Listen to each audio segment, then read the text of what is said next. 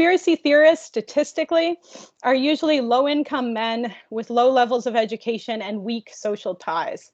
And so what's kind of what I think is shocking everybody here is that all of a sudden we see this new version of what a conspiracy theorist looks like. And it's, in this case, a cis woman who's white and well-educated and has strong social ties. In fact, huge numbers of Instagram followers for most of these people, who's suddenly becoming a very active conspiracy theorist. And so it bucks a lot of the trends on what conspiracy theorists look like and what their role is. Now, one of the things that about this is that a lot of people have been shocked. This trend has been covered in the news. There's a Rolling Stone article about it. There's an Atlantic article. The wellness community themselves, Sean Korn, who's a famous yoga instructor, helped write a statement against this trend. So it's not something that I'm noticing and talking about. It's something lots of people are talking about. But a lot of people are shocked about it, except for people that have studied sort of where wellness influencing has wandered into New Age spirituality and the connections between that and what a conspiracy theory is saying. So Barkan in 2006 argued that the principle of all conspiracy theories, or the three principles, are: one, nothing happens by accident; two, nothing is as it seems; and three, everything is connected. And you could quite easily use those as three principles of New Age spirituality and wellness as well, because we see a lot of people in the sphere saying, nothing happens by accident, everything happens for a reason. You've seen these posts on Instagram. Nothing is as it seems, right? There's always a mystical or secret sort of influence that's shaping your life or your wellness, and everything is connected, right? So this community promotes this idea that everything that you do has an effect, like your beliefs affect your physical health, and et cetera. And so the jump from New Age beliefs to conspiracy beliefs is actually not as far a jump as we think, other than perhaps the political part. And that's what I'll be talking about more today. So there's two terms to refer to this trend that are sort of competing online to be the term that people are using to describe it. The first is by Ward and Voas from 2011, actually. They caught this right at the beginning of it happening, and they coined the term conspirituality. And they argued that it has two core convictions. So one is that a secret group covertly controls or is trying to control the social and political order. And two, that humanity is undergoing a paradigm shift in consciousness where they will realize that this is happening. And so you see number one very much is the conspiracy piece, and then the second part is very much the New Age piece. There is a podcast run by a cult researcher and two wellness influences called Conspirituality that has picked up that term. And they also have a very active webpage where they keep a list of all the people they consider to be conspiritualists, people who have wandered over into the Q side. Marc-Andre Argentino is a PhD candidate at Concordia, and he actually coined the term pastel QAnon to describe a very similar sort of trend or idea. He's arguing that this version of QAnon uses softer language and aesthetically pleasing imagery. He's actually in computer science, so he even cites that, they use Canva to present their things now. It's beautiful. And this creates new radicalization pathways, because Q used to be presented in very aggressive videos, and now it's being softened in a lot of ways, hence the pastel. And so that has allowed it to sort of eke out of the QAnon community into other places.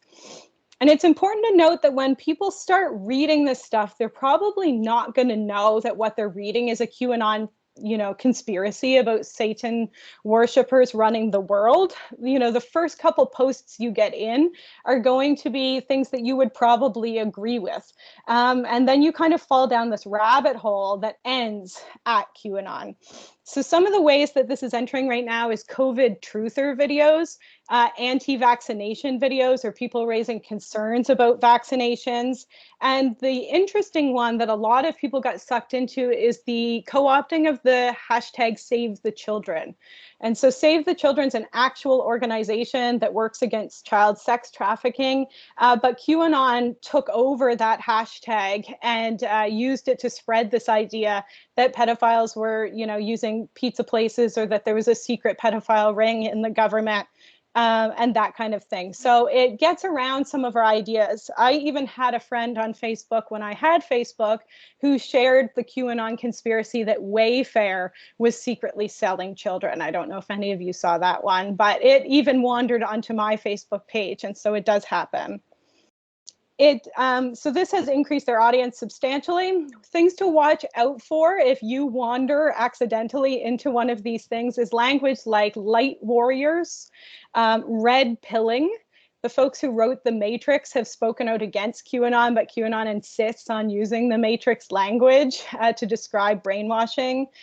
Great Awakening, and the hashtag WWG1WGA, which means where we go one, we go all, which a lot of people find very attractive. It's about unity and, waking up to things that have tricked you. All right, so Dr. Christiane Northrup is my example for someone who wandered into this community, or maybe purposefully went there. We can't really know her motives by watching her videos.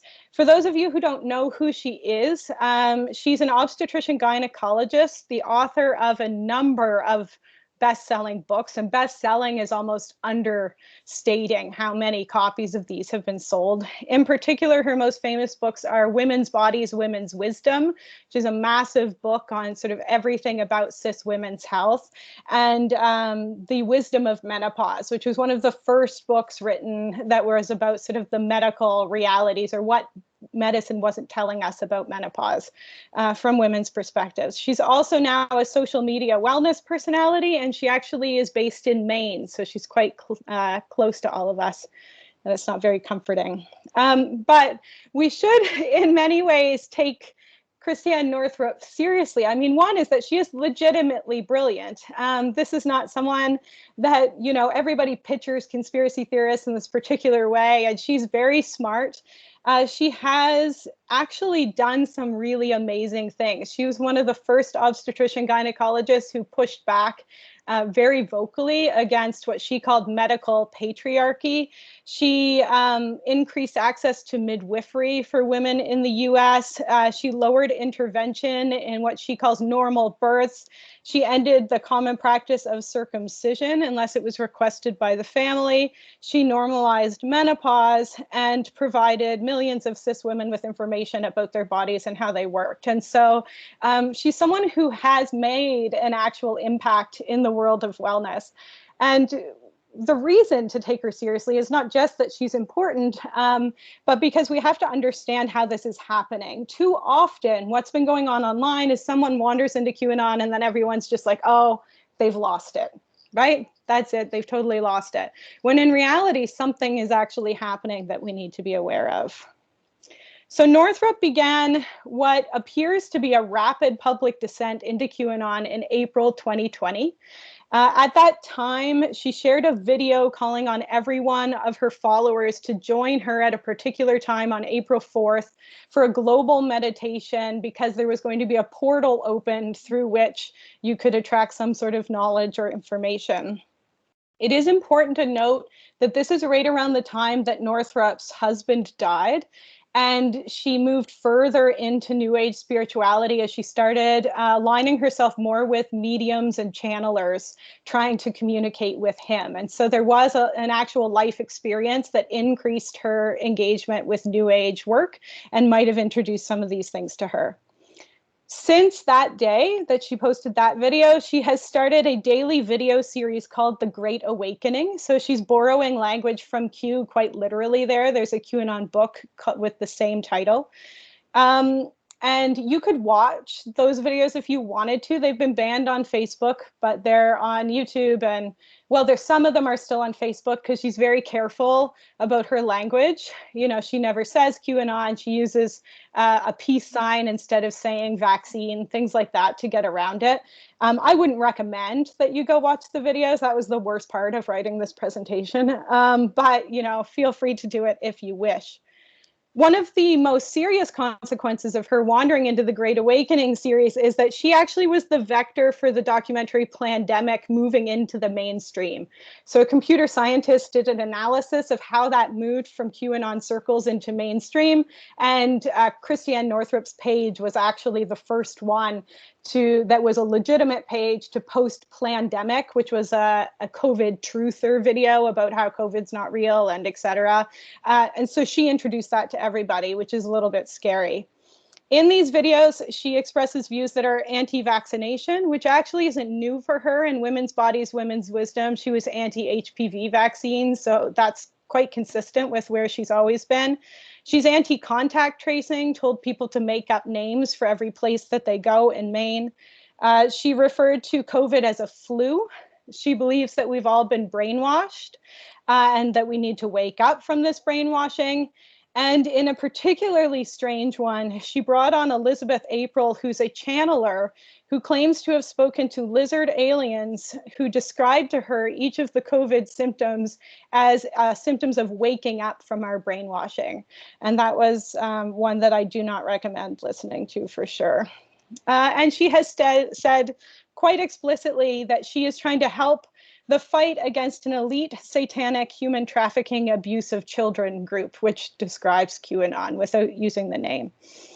So a few quotes to give you a sense of what these videos are like, so you don't have to do what I just did. Quote, "For 30 years, I watched the medical industrial complex mistreatment of women giving birth. Now I know that birth is the beginning of our programming. We are now birthing ourselves and an entire planet. We are waking up." Another quote, "Now that you're all radicalized here in the army of the radical light, we're going to start together dreaming up how we want things to be because we've seen the dark plan." That pretty much sums up the entire video series. So there's some obvious contradictions between Northrup's original work and what's going on here. The most obvious is that she's been quite outspoken in the Me Too movement, and then she's had Q people like Tony Robbins, who's been accused of sexual violence, quite accurately it seems, onto her show to speak about Q. And so she's kind of fighting sexual violence with other people who have committed sexual violence. It's quite odd. She also claims to be apolitical. That's been her thing since the very beginning, but is positioning Trump as a savior without ever saying his name. She just speaks very broadly about it, but we all know what she's talking about. But there are some alignments that are really clear that I want to address right away. The first one is that she's always been focused on white, upper class, cis women and their wellness. And so, you know, she never talks about socialized medicine. She recommends a lot of natural treatments that would be very expensive for a lot of people. She always roots people's ill health in their beliefs and their behaviors, and very rarely in, well, at all, in any sort of social issue. And she also has always failed to acknowledge the role of BIPOC people in creating the knowledge that she draws on. And so she's not only been white supremacist sort of in who she's speaking to, she draws on a lot of sort of traditional knowledge and doesn't ever acknowledge where that came from. She also, in more recent work, has spoken out against intersectionality. So she'll say things like, I got asked to be on a panel and I made sure it's intersectional because that's what people told me I had to do. But I think that we're all in this together and let's stop with the division. She's very unity focused in a way that is, you know, a casual form of racism. And she's transphobic and heterosexist always. You know, she used the phrase in one of her first books, "The female body was designed by our creator." So she's very sort of biologically reductionist in a way, even though she speaks out against that and says the patriarchy assigns a lot of things to women's bodies that shouldn't be assigned to them. Okay, so let's look at how this happened. Who knows? So Douglas et al., luckily, in 2019, and I can share these references with anyone who's interested, wrote an overview of a lot of the work on conspiracy theories and how somebody wanders into it. They created a framework, and I'm using part of it. I'm ignoring the more psychological stuff because that's my bias, and you all know that already, and focusing on the epistemic, existential, and social reasons that somebody would become a conspiracy theorist. So the first epistemic reason is the desire for understanding, certainty, and accuracy. So Northrup has always positioned herself as someone who seeks answers. She has a self-proclaimed goal to attend medical school. This is what she said about her childhood, to find out why doctors don't tell women the truth. And so her entire career has been based around truth-seeking, providing certain answers to people, providing explanations to people for questions that other people aren't asking. In her Great Awakening videos, she uses a lot of phrases like, I'm just asking questions, I've spent a lot of time knowing things others don't, and calls for the use of proper science to overturn COVID-19 things. And so we see this search for certainty and how this conspiracy theory has provided her with an answer to the questions that she has. The existential reason that Douglas et al. Cite is the desire for control and security when people feel alienated. So they speak quite at length about anomie and people feeling sort of lost and the need to, establish some sort of sense of control. Northrup and conspiracy theorists both seek very big answers to complex problems. So often in science, the answer to a complex problem is actually pretty simple, right? COVID, a virus. Okay, viruses spread in weird ways. They seem complicated to us, but that is the simple answer about what's going on. But a lot of people have troubles accepting a simple answer to a very big issue. And you see that in Northrup's work. So in her past work, she always used things like phrases like the sovereign feminine and how that was being crushed by the patriarchy. She uses the word patriarchy a lot, even though she doesn't position herself as a feminist. And so she always had this big answer. That was her answer to everything. The answer to why this is going on is patriarchy. It's patriarchy, it's patriarchy. And so now to COVID, the answer is, conspiracy, right? Secret government doing this on purpose, trying to control us by calling it something that it isn't. And so that gave her a sense of, having a big answer to this. There are also a lot of social reasons that people would end up doing this work. Many changes that Northrup argued for have now taken place. And so her work is a lot less relevant now than it used to be. The healthcare system is still obviously misogynist and sexist in a lot of ways, but a lot of things that she's focused on are now happening. She's also being replaced by writers that are more explicitly feminist than her, like Dr. Jen Gunter. And so her work is sort of being renewed by other people, and she's been pushed out of the mainstream. Her wellness posts are not widely shared anymore. She gets about 100 shares on some of those, whereas her Great Awakening series, as soon as she started, was getting 500, 600, 700 shares, up to 1,000 shares right away. And so she's found a sort of social currency in being the person who's doing this work. And here's some quotes that kind of enlighten us about how she's feeling. She says, quote, "I'm more myself now." Also, quote, "At this time, I don't need to try so hard to be accepted by the mainstream. In fact, I think what we need to do is be like stealth missiles of love and light, spreading the information wherever we go." And last, quote, "This army of the radical light, you're not scared either. Why? Because you too have been trying to exist under the radar and trying to fit into the mainstream. Now, because of this technology, we have found each other." And so just when COVID's work, or Northrup's work, actually became mainstream, her work isn't radical anymore. It's not extraordinarily political anymore in any way that's kind of making rapid change. She shifted to this new way of pushing back against the mainstream and being seen as radical. Now, does that totally explain how someone starts to believe in lizard aliens that are running a pedophile ring? I'm not entirely sure, but it gives us some sense of how things aligned for her, at least. So this is where I got a bit lost writing this, and I only have a few minutes to get through it, thank goodness. I got pretty deep into this Great Awakening stuff, not so deep that I am going to try to convince you it's true, because it is most certainly incorrect. But once I got into it, I kind of lost the plot on what the point of this entire thing was. But what I wanted to do is sort of think about, not can we conspiracy proof our movements? That would be lovely, but I don't think we can. But what is it sort of, even in women's health work at an academic level, that sort of gets distilled down into this popular stuff that then easily distills itself down into a conspiracy theory? So how can we think about our work in a different way so that it doesn't get as easily picked up? Or what's our role in this, other than just saying like, QAnon's probably not true, which just gets you taken off of Facebook, it turns out. So clearly, step one, don't be a white supremacist or, trans exclusionary or spread conspiracy theories. That's just too obvious, but I felt the need to mention it. The next one is to clearly differentiate, when we're speaking about this stuff, the difference between what we call a feminist ethics and a feminine care ethics. And that's a very different thing in bioethics or healthcare ethics work, and it hasn't really distilled down into everybody else's language.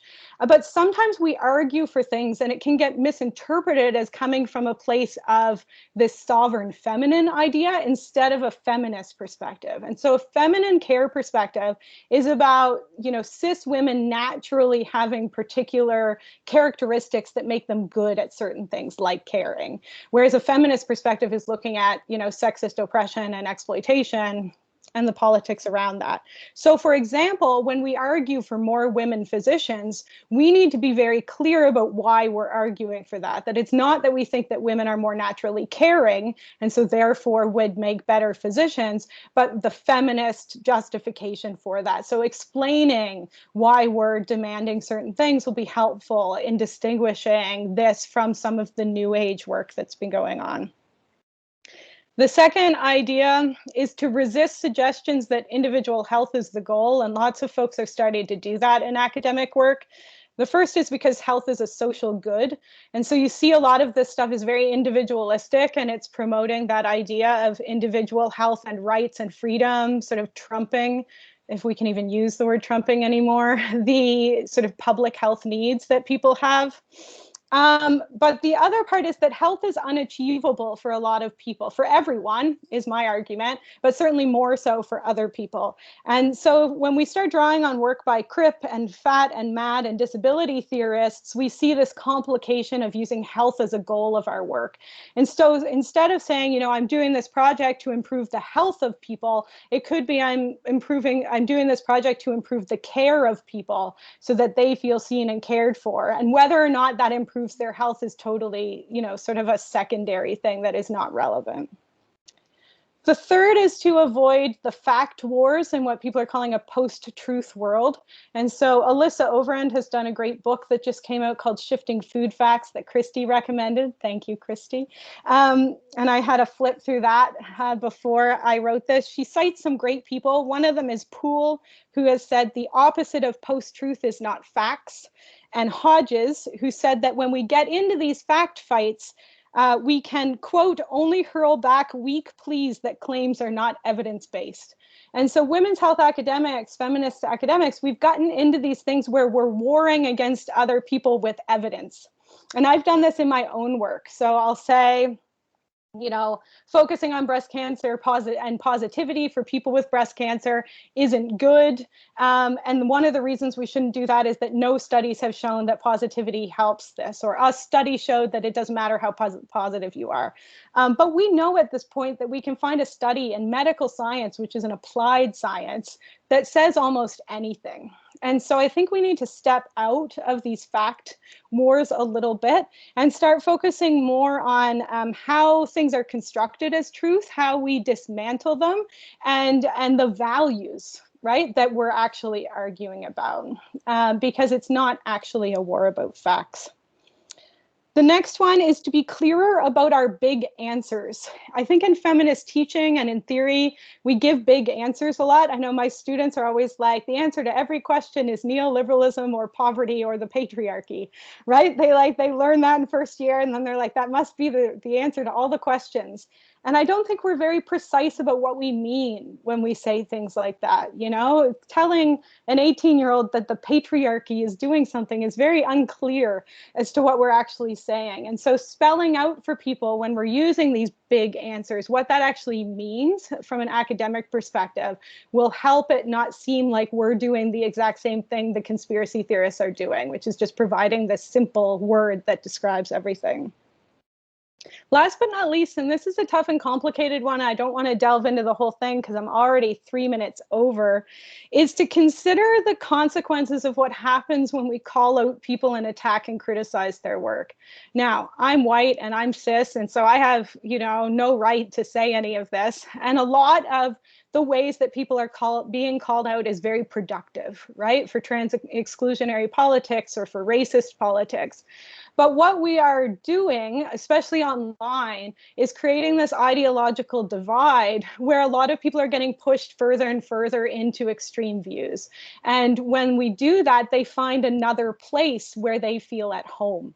And that place right now is in this world of conspiracy theories. And so those of us with privilege in the movement might think through how we can, alert people to issues with their work without risking pushing more people into this other ideological sphere. All right, that's me. Questions, thoughts? Thanks so much, Erin. That was a wonderful talk, as always. And thanks for bringing us some strategies that we can use. That's really, really important. All right, I'm going to open up the floor to questions. I'm sure everybody's just raring at the bit. Who has our first question? You can raise your hand or you can just turn on your mic and go ahead with a question. Now we have some healthcare professionals. Christy, do you want to start us off? Go ahead.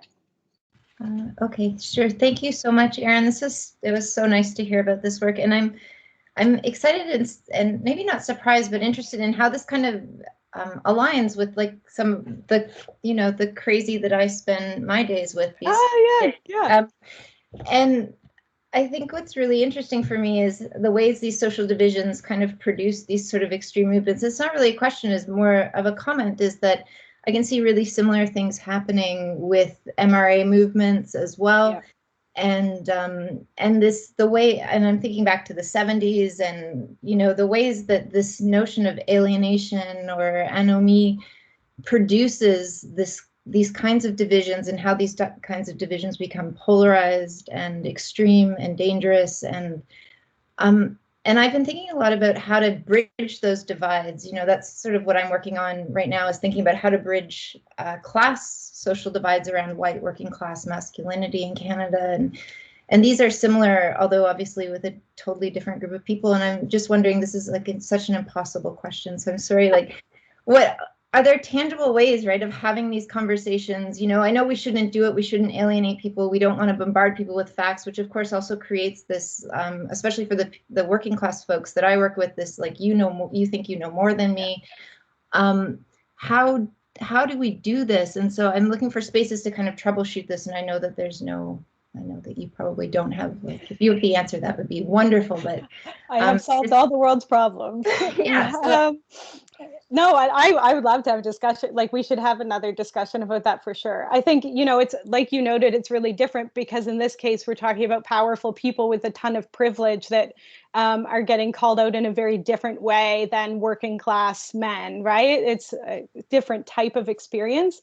But I think one of the things that is missing from some of this call out culture of these folks is an acknowledgement of what they've done. And I know in the queer community, that's something that we try to practice when we're working with someone who's an elder in the community who isn't comfortable with new gender and sexuality language. Before correcting that, right, we would talk about everything that they've done for our community. So, thank you for making it possible for us to come out and even have these discussions. And thank you for all the work that you've done, and that kind of acknowledgement of the things they did that were good before saying, and just so you know, blah, blah, blah. And I think the second piece, and I know you do it in your class and I do it too, is the assumption of ignorance first. before we just attack someone. So the assumption that, you know, maybe they legitimately don't know that this is going on, and trying to approach them that way instead of assuming, like conspiracy theorists, that they have some sort of evil plan that they're working on right now. But that's just my first thoughts. Thank you. Such a good talk. Thanks. Thanks so much. Yeah, those are great things to think about. Who's up for the next question? Everybody's being shy. Sorry about that. Oh, that's okay. I understand. Oh, Heather's got a question. Go ahead, Heather. Hi, Erin. I'm Heather. Thanks so much for this talk. It was just really, really helpful in understanding some of the dimensions. I have two questions. One, not knowing a lot about the sort of wellness online community, just curious about, I mean, when I think of wellness online, I think of Goop. And so curious to see if you see sort of, do you think that this is representative of a I mean, obviously not the entire wellness sector, but is it a trend? Like, how much do you think this is Northrup's own personal, I guess, how illustrative of this is broader trends? And the second, so I'm in political science, so I'm kind of interested in what you think in terms of this potential for white women who might have originally, you know, that sort of second generation feminist that might have originally supported more progressive parties, potentially now switching to flipping to more conservative. I mean, I know that's kind of probably outside the scope, but That's okay. What your thoughts would be on that. Yeah, for sure. So the first one, is it a trend? It is. And I can share, you know, the citations for, you know, it's mostly popular media that are covering it. So once it hit Rolling Stone magazine, people were pretty much like, okay, this is actually happening. But lots of other huge people in wellness are doing this. I picked Christiane Northrup because it lines up sort of with the area of work that I do, and I was more familiar with her work. But other big ones that are into it pretty deep are Kelly Brogan is posting a ton of it. A number of yoga influencers are posting a ton of these things. And so it's become so huge that some wellness influencers are speaking out against it because they're getting messages from people trying to recruit them into it as well. And so it is, it's worrisome at this point how common it is on Instagram, particularly if you keep an eye out for that WWG1WGA hashtag is on a ton of posts. And Marc-Andre Argentino's work is the person to look up for this, because he's a computer science person. And so his PhD at Concordia is actually tracing this trend through the internet in a way that I don't totally understand, but he's doing a great job. And so look up his stuff for sort of how common it is.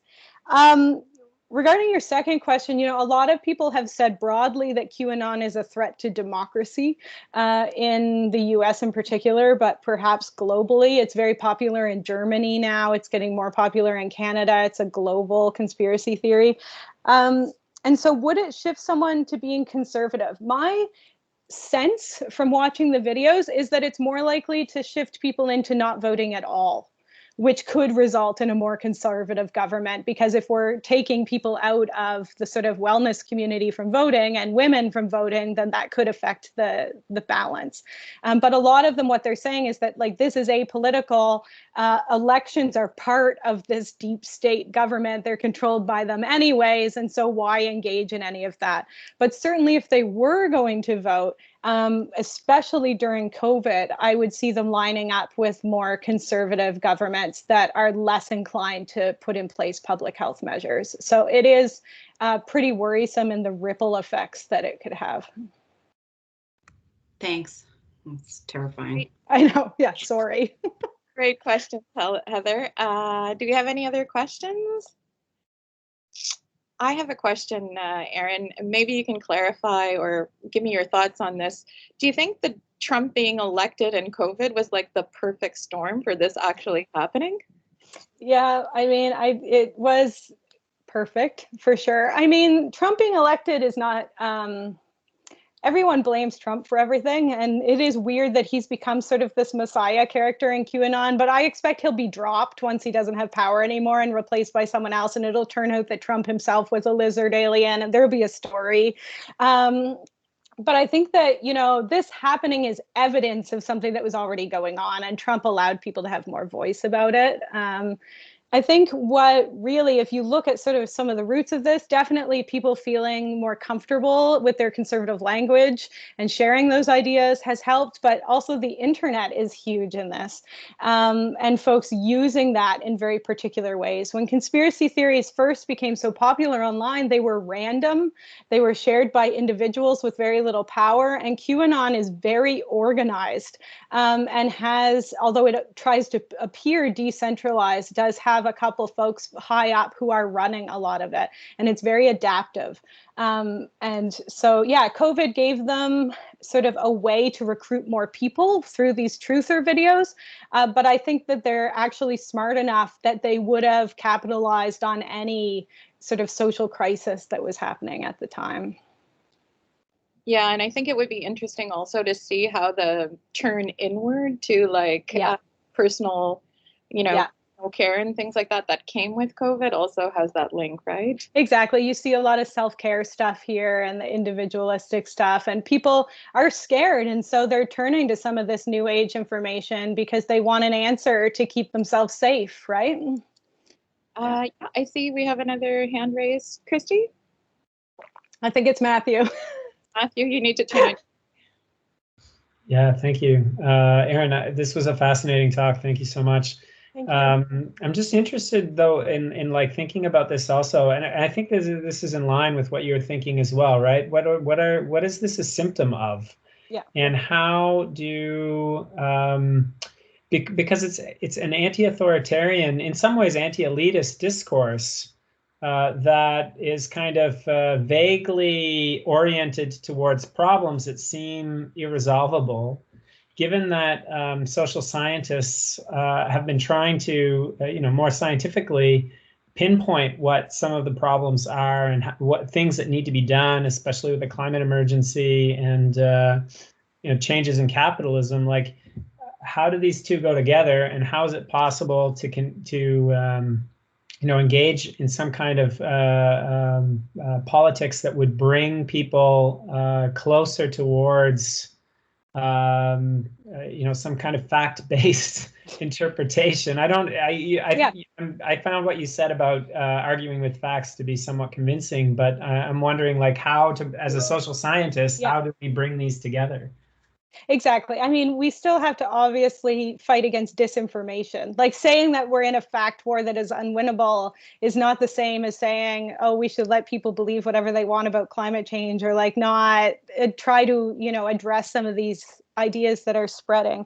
I think what you're trying to get at is that people can tell that there's a lot of problems going on, and they have this sort of anti-establishment, like this sense that something is deeply wrong and it's being harnessed by the wrong people. And so they wander into this sort of stuff because it gives them an answer. And sometimes, I mean, if you wanted to say, how do we just manipulate these people onto our side instead, I think that the answer would be to give them an equally simple thing to believe in that makes them feel more comforted. Because often on our side, we provide these very gray level explanations of things, and they're often very depressing.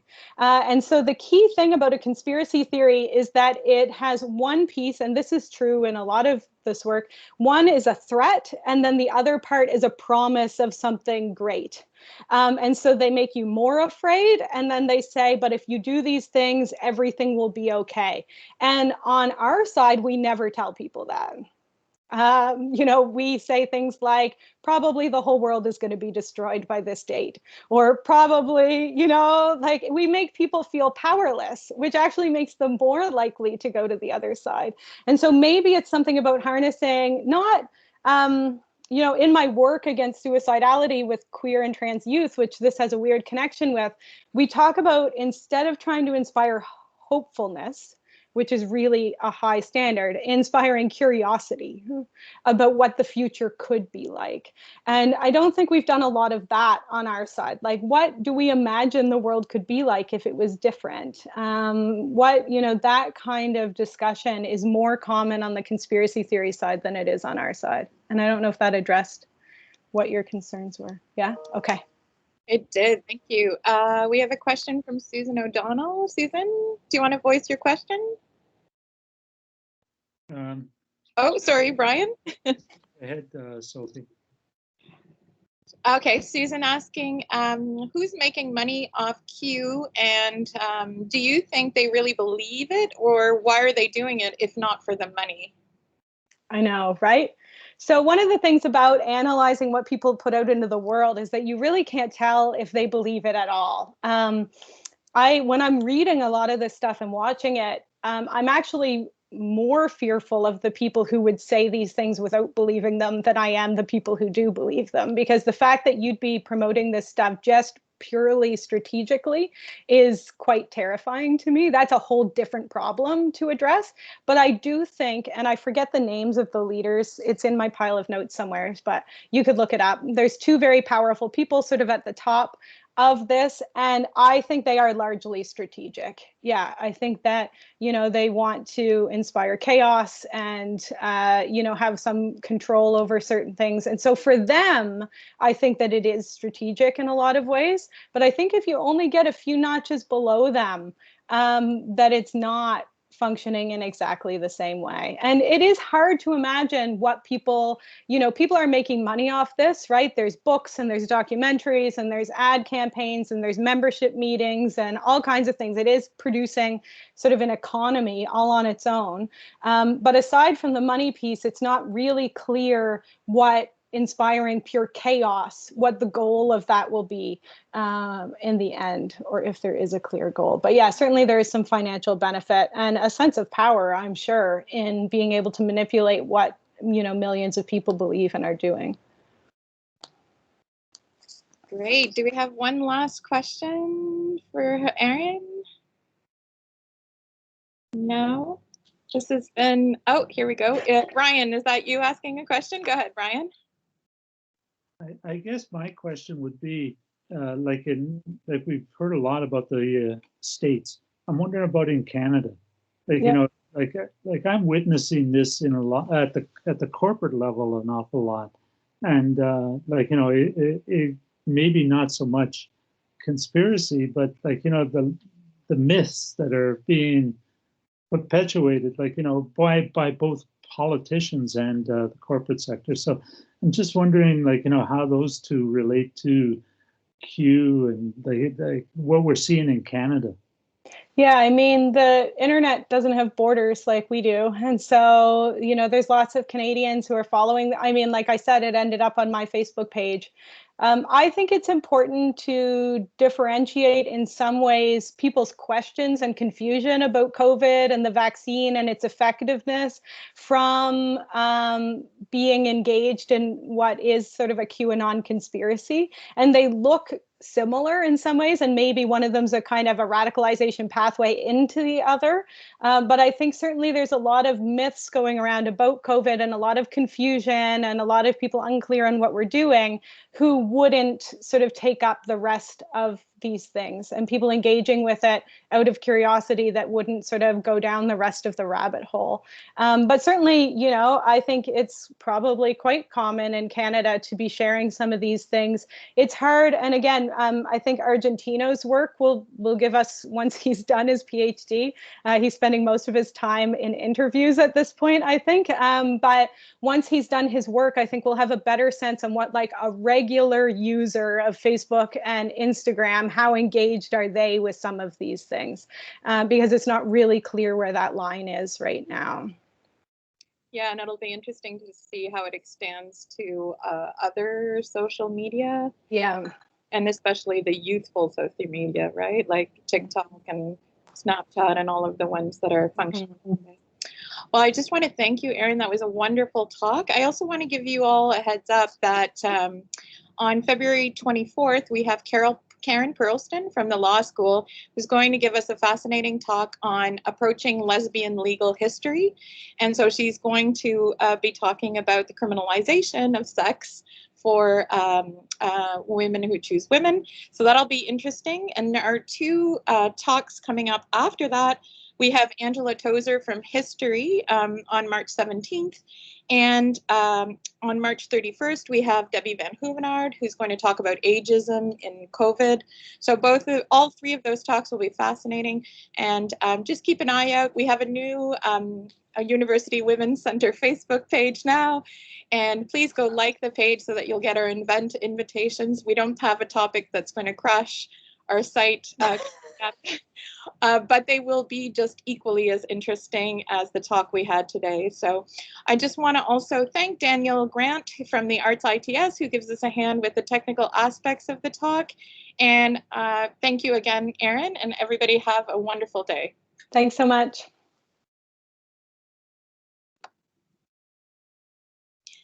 Thanks a lot, Erin. Really appreciate it.